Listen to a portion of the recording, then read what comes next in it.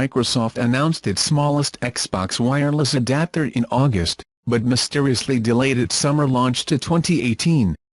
The adapter is now finally in the Microsoft Store in the US, with a price of $24.99.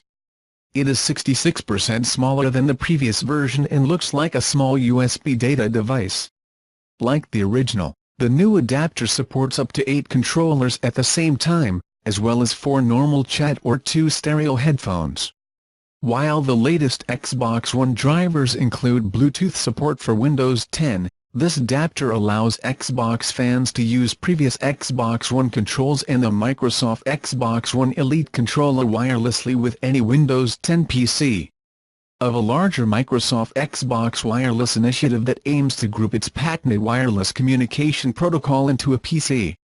Microsoft's 15-inch Surface Book 2 is one of the first laptops to include Xbox wireless support, nullifying the need for this new wireless Xbox adapter.